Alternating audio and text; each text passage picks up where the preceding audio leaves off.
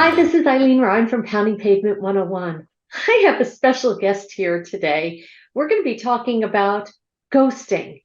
And boy, recruiters, you need to be doing a better job. So, this is my son, Jacob. Jacob was furloughed. Jacob is now looking for a new job. And he was contacted by a recruiter. So, I'm going to let Jacob tell the story. And we're going to have a little conversation about this. So, welcome, Jacob. Hi. So I get a message on LinkedIn saying that, hey, your background matches this job. You should apply. So the And I'm, recruiter contacts you and says, you are a good match. yes, Okay, so what did you do next? I applied. Fantastic. You're And a good match. I've got a position. And then what happened? listen to my mother. And then an hour later, I get an email saying that we're not going to move forward with you. So here it is. You depend on the recruiter that if they're reaching out to you, that means they've looked at your resume, they've looked at your LinkedIn profile. You're a good match. Let's get on the phone. So they didn't even get on a phone conversation with you. Correct. This is frustrating for a job seeker who is looking for a job, and it's a tease. Yes. Yes, it is. So this is happening a lot. Jacob, tell us about what you read on Reddit, please. So I'm on Reddit a lot. I read a lot of articles, and this morning I read the exact same situation that this guy was contacted over LinkedIn saying, "Hey, your background is perfect." They uh they applied, and they said a few days later they get the, "Yeah, we're not moving forward with you" email. So they're not even getting you on the phone. Now, do you understand what's going on behind the scenes with the recruiters? Reading the Reddit post and the comments, I have an idea, but I'm sure you have a much better idea than what I've read. As an executive recruiter, yes. And look, Jacob knows this, that we come from a family of recruiters, so this is what we discuss all the time. Okay, so this has been drilled into him. But really, there are some recruiters that do not do their due diligence.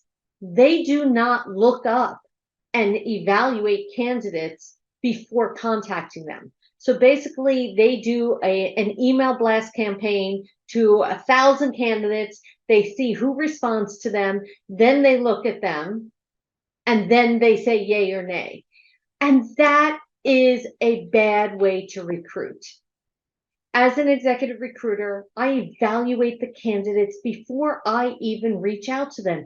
These are people's livelihoods. There is nothing I take more seriously. And I don't want to get someone on a phone that they've now dressed up, they're all excited, they're ready for the interview, they've done their research. That takes time and effort. And again, this is someone's livelihood. And now I'm just going to say, oh, I looked at it. No, never mind. And that's not nice. It's not fair, and it's a tease. So there are a lot of recruiters out there that they operate on a quantitative, not qualitative approach. And that's probably what's happening here. That makes sense to me. The other thing that might be happening is that there are a lot of recruiting firms, a lot of overseas recruiting firms that act as farming resumes. So what they want is your information.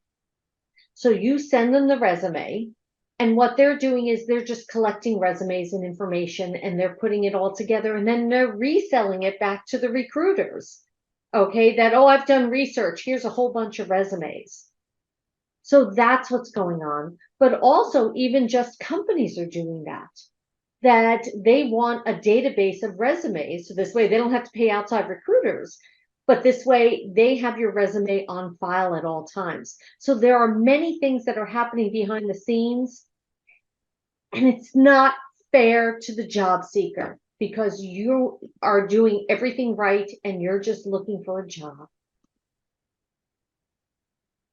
So my advice to my son, Jacob, okay, and to every job seeker that's out there, don't take this personally. It's not you, it's them, okay?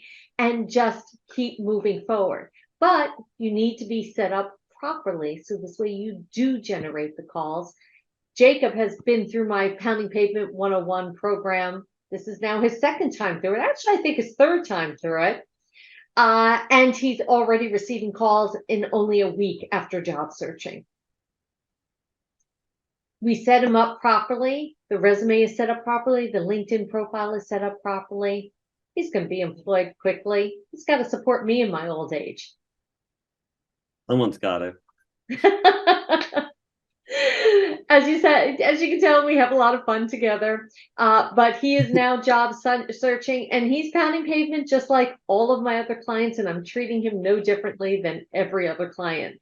So stay tuned because Jacob will be doing many videos with me in the upcoming weeks as he's job searching. Everyone, please watch out for the scams that are out there, because also as they're taking resumes, please do not put any personal information on there. So please leave off any social security numbers. That they should not be asking for that kind of information until the end, until you already have the signed offer letter on the desk. Make sure it is a real company. If you are unsure of what's going on, pause a second, give me a call. Let's talk. Let's figure out if this is a scam or if it's a real job.